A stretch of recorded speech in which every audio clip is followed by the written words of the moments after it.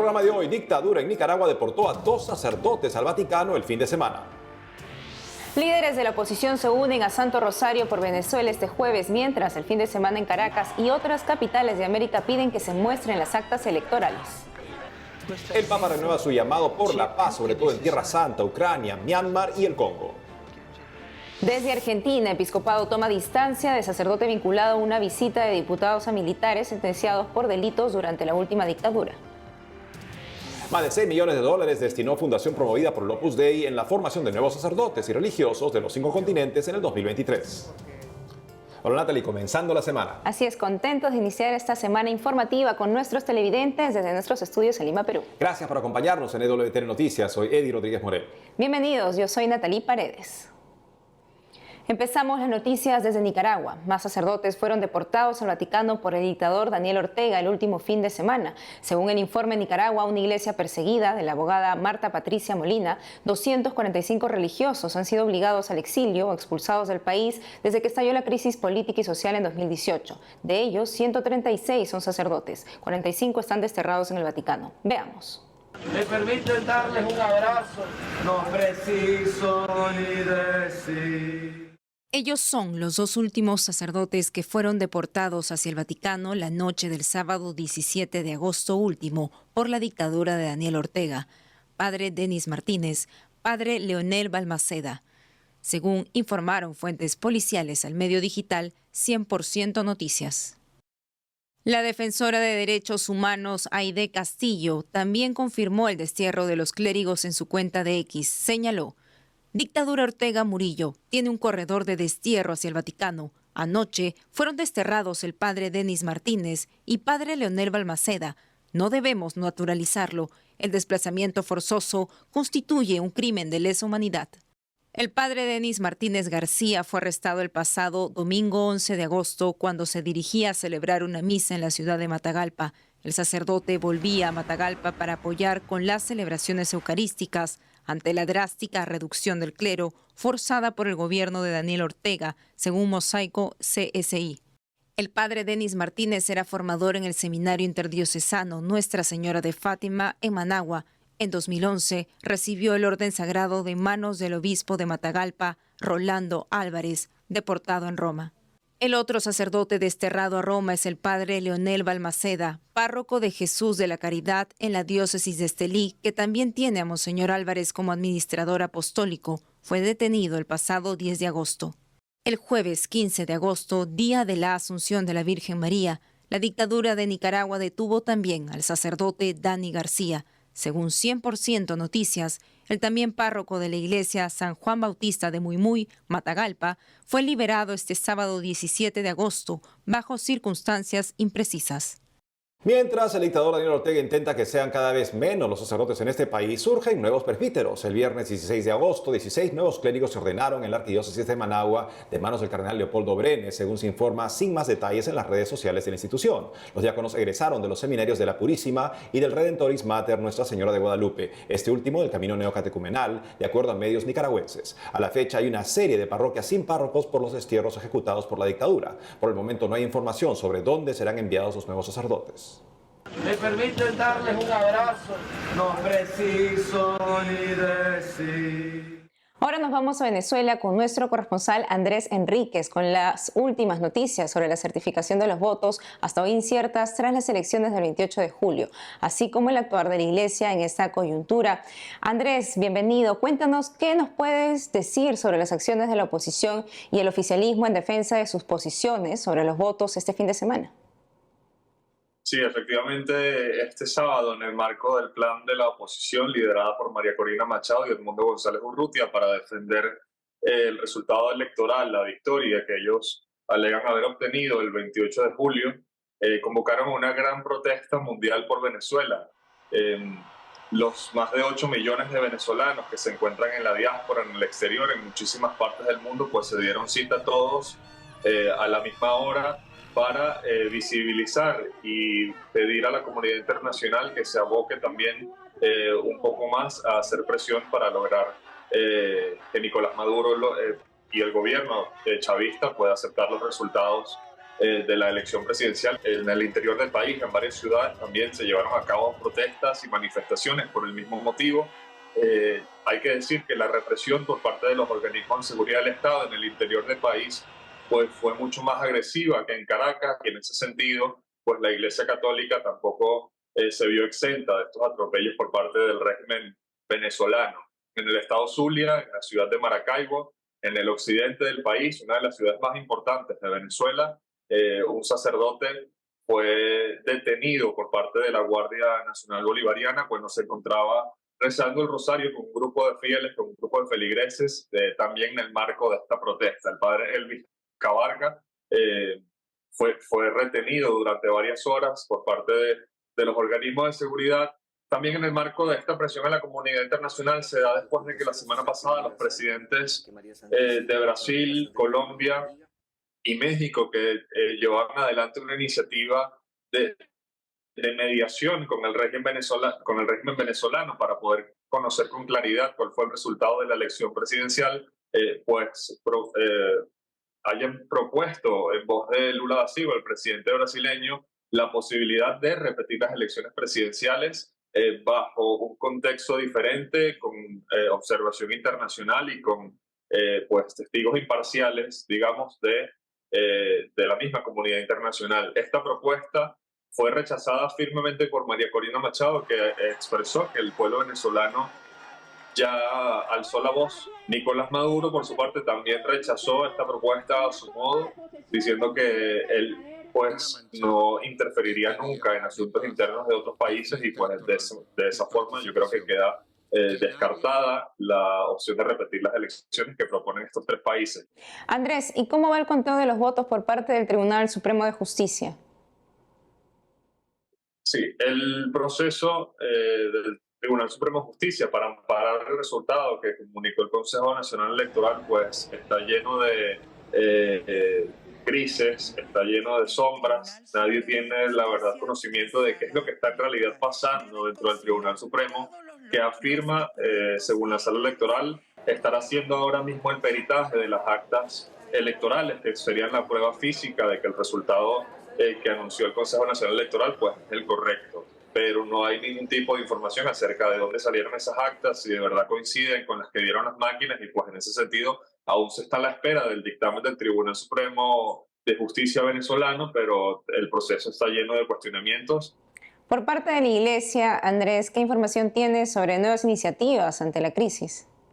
La Arquidiócesis de Caracas, por ejemplo, está llevando varias iniciativas de oración por la paz de Venezuela y por la democracia en el país. Están rezando un rosario diario por estas intenciones, y en ese sentido pues María Corina Machado también ha querido unirse a esta iniciativa, especialmente con Aira Meder y de Manuel para Enamorarse, que es muy cercana a WTN. También rezará un rosario este próximo jueves 22 de agosto por la paz y por la democracia en Venezuela.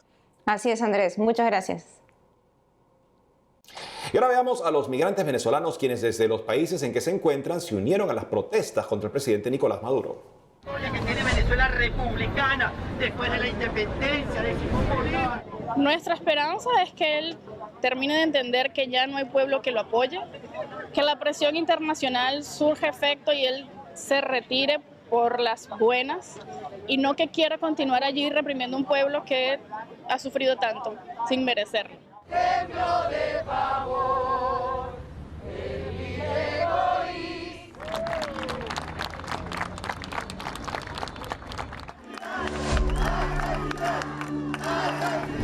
el régimen en Venezuela no tiene la verdad. Fíjate que ya pasaron casi 2 semanas y no han mostrado las actas. No las muestran porque no las tienen. Simplemente no las tienen. cada uno de ustedes lo va a recuperar al doble. ¡Viva la libertad! Quien tiene la verdad no teme.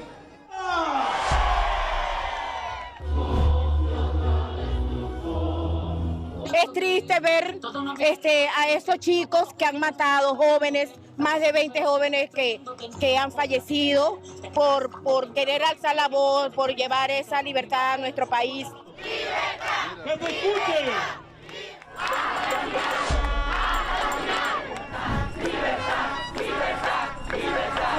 ¿Qué es lo que deseamos? Libertad. pero una libertad que esté llena de todas las condiciones que como venezolanos tuvimos en algún momento y que estos 25 años del régimen dictatorial chavista madurista nos ha robado a todos los venezolanos. Dios bendiga a Venezuela.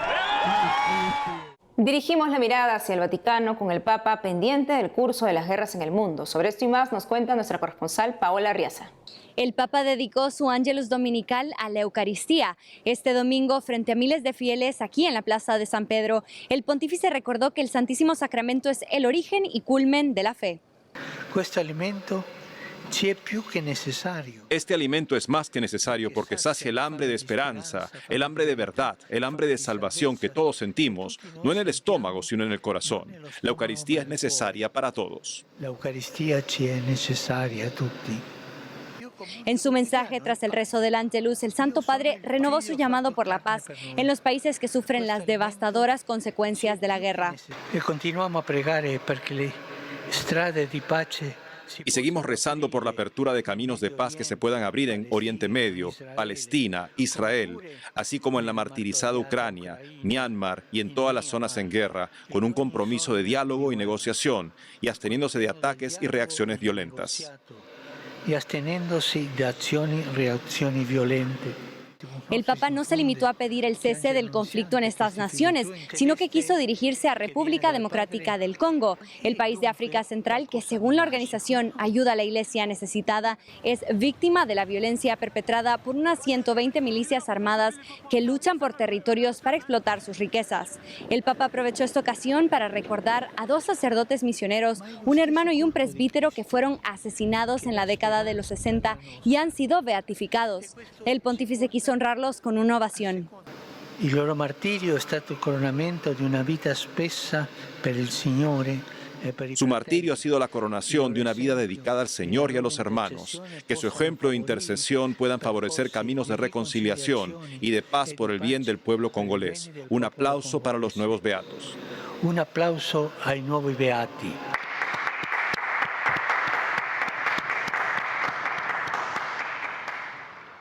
El cardenal Ambongo Besungu, arzobispo de Kinshasa y miembro del Consejo de Cardenales que asesora al Papa, presidió la misa de beatificación el 18 de agosto en República Democrática del Congo.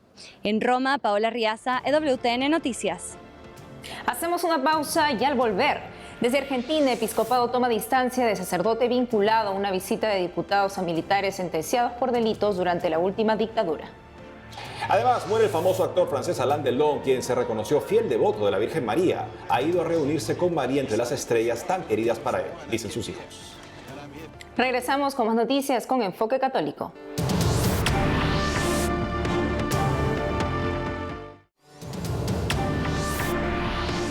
Y ahora nos vamos hasta Argentina con información sobre el caso del padre Javier Olivera, con muchos seguidores en su canal de YouTube, Que no te la cuenten, cuyo permiso de residencia fue revocado en una diócesis de su país. Nuestro corresponsal Matías Boca con los detalles.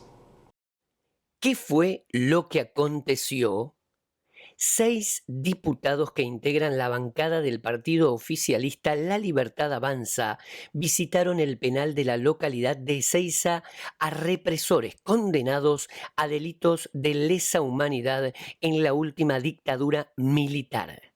De acuerdo a lo que informó el portal La Política Online, que fue el medio que publicó la noticia, el hecho no tiene precedentes en la era democrática.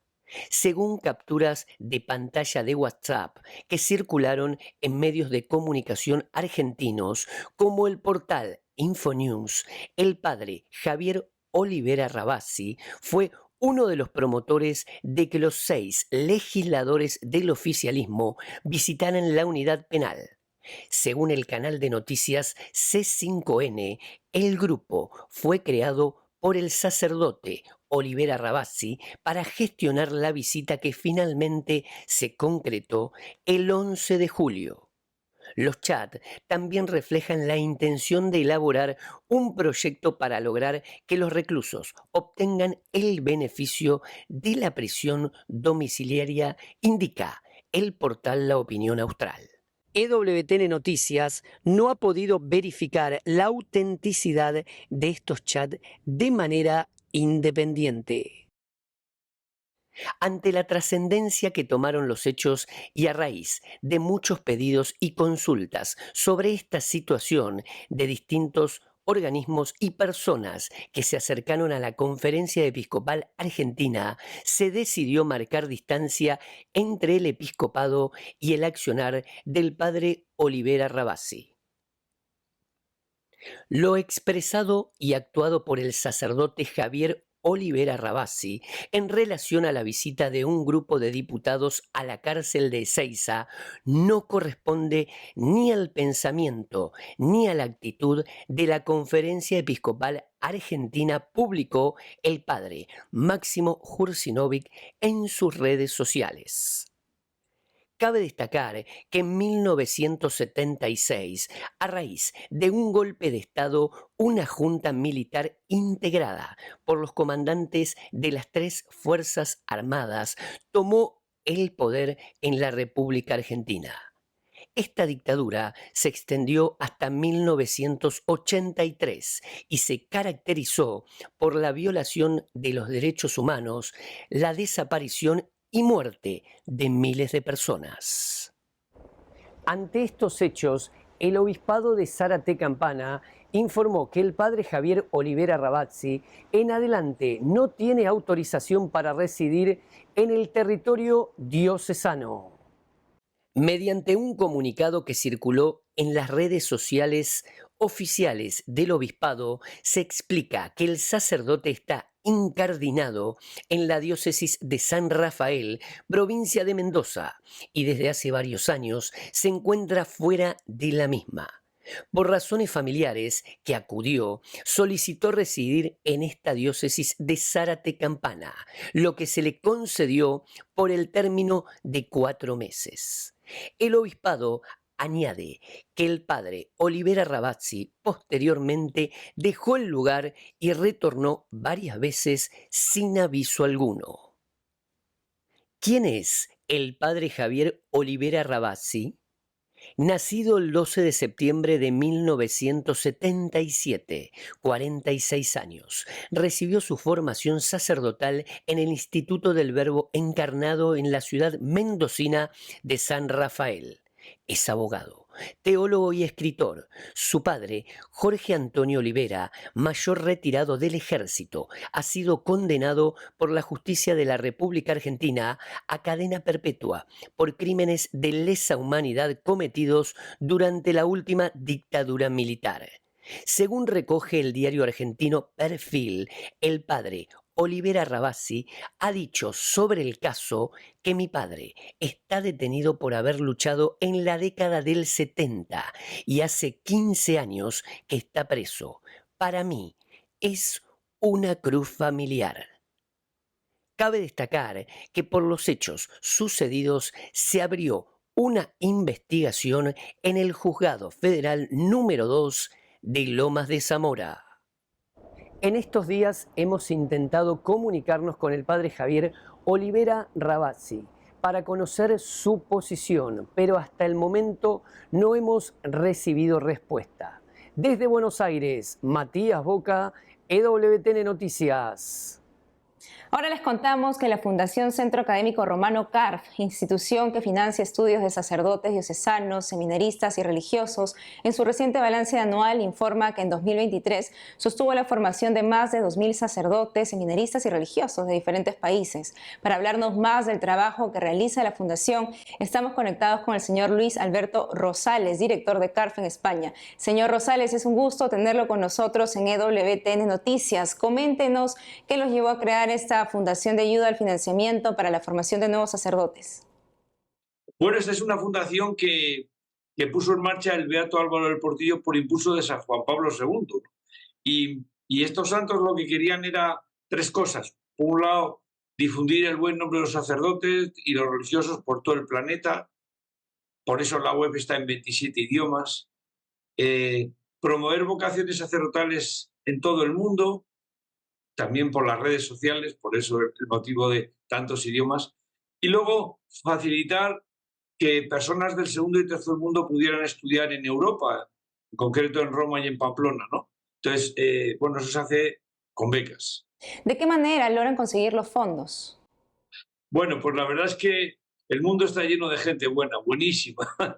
Entonces, la verdad es que la mayoría de los donantes a fecha de hoy son españoles, es una fundación que nació en España, pero cada vez más nos vienen donativos de todo el planeta, como, ya digo, como el año pasado entraron gente de 195 territorios del planeta, gente de Vanuatu, de Tuvalu, de Kiribati, de Turkmenistán, de Bangladesh, de Tayikistán, de sitios increíbles. ¿Y nos podría explicar cómo un futuro seminarista puede acceder a esta ayuda? Bueno, pues seminarista, sacerdote, religiosa o religioso, bueno, pues depende de su obispo o su superior. O sea, quien pide la plaza, quien pide la beca es el superior. O sea, bueno, uno piensa en Benín, ¿no? Tenemos gente de Benín, pues de una orden religiosa, también de una diócesis. Bueno, pues quien ha pedido la plaza, en cada caso ha sido el obispo o el superior religioso, la superiora, una orden femenina. Lógicamente hablan antes con el interesado, porque, en fin, y le animan, pero la iniciativa, lógicamente, parte de ellos. Cuando alguien se ordena sacerdote o se hace religioso, pues depende de su superior. Quienes quieran colaborar con CARF, señor Luis, ¿cómo pueden hacerlo? ¿Cuentan de repente ustedes con algunas campañas al respecto que nos podría comentar? Bueno, pues hay 3 formas de colaborar. La primera es la oración, que es la más importante. La más importante es la oración porque es lo que mueve montañas, como les dice el Señor, ¿no? La segunda es la difusión. Hoy en día los ataques a la Iglesia en las redes sociales son tremendos, ¿no? Si un sacerdote hace una tontería, diríamos, pues es agrandado y multiplicado por mucho por todo el planeta al minuto 1, ¿no? Las muchísimas cosas que hace la Iglesia Católica a través de tantos carismas, de Cáritas, de muchísimas instituciones de la Iglesia, nadie hace por la sociedad civil lo que hace la Iglesia Católica.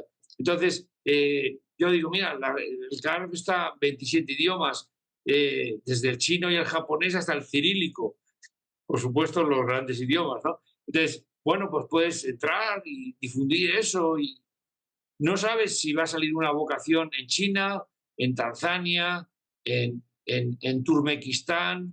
Y lo tercero es las donaciones económicas, o sea que nosotros, pues uno entra en la web y nos puede hacer transferencias desde cualquier lugar del mundo sin ningún problema. Señor Luis Alberto Rosales, gracias por la entrevista y Dios siga bendiciendo la labor que realizan por los religiosos. Bueno, gracias a vosotros por vuestro tiempo. Hasta la próxima. Este fin de semana falleció Alain Delon, leyenda del cine francés. El actor, productor y escritor se reconoció fiel devoto de la Virgen María. En una entrevista para la televisión de su país dijo que la Virgen era la mujer en el mundo que para él representaba más, a la que más amaba, que lo hacía pensar y aquella a quien más se dirigía para pedirle cosas. El actor fallecido a los 88 años expresó también: de Nuestra Señora me trae alivio, compañía que no tengo, siempre está María. En sus últimos momentos, Alain Delon estuvo rodeado por sus hijos, quienes expresaron el domingo último ha ido a reunirse con María entre las estrellas tan queridas para él. ¿Se imagina poder vivir la Santa Misa en la cima de una montaña, bajo un cielo totalmente despejado para el sacrificio divino? Esta es la hazaña que un grupo de jóvenes católicos de Noruega logró completar hace poco. Aquí le contamos los detalles de cómo lo hicieron. Casi abrazando el cielo y las nubes de la montaña Snoeta, una de las más altas en Noruega, así fue como este grupo de jóvenes católicos se postraron ante Jesús Eucaristía a 2.286 metros sobre el nivel del mar. La Santa Misa en la montaña fue el culmen de un peregrinaje anual de 5 días para visitar la tumba de San Olaf, el santo patrono de este país. Fue organizado por la comunidad Norwegian Young Catholics, congregó a jóvenes de varias parroquias de Noruega. Los peregrinos salieron de Oslo el 21 de julio y se dirigieron en tren hasta Ota. Desde ahí caminaron hasta Kongsvold y tomaron un tren a Heimdal. Luego caminaron la última parte de la peregrinación hasta la catedral de Nidaros, según describe Church Pop. De acuerdo al sacerdote que acompañó la ruta y administrador de la parroquia Santa Teresia, padre Joseph Ottersen, la distancia de alrededor de 120 kilómetros incluía, en sus palabras, un ascenso significativo la mayor parte de los días. El presbítero contó que los peregrinos lograron la hazaña eucarística sostenidos por una vigorosa oración que incluyó laudes, una reflexión antes de caminar, algunos periodos de silencio y rosarios durante la caminata. También el Ángelus, vísperas, misa y completas. El padre Joseph Ottersen señaló que el grupo hizo el mismo recorrido hace 3 años, pero se vieron obligados a evacuar y terminar rápido la misa debido a un rayo.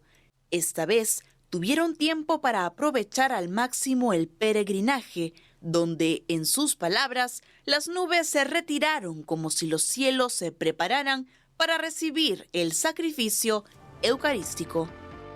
Y eso es todo por hoy, amigos. Gracias por haber estado con nosotros. Ya saben que pueden seguirnos en nuestras redes sociales y en ewtnnoticias.com. Hasta mañana.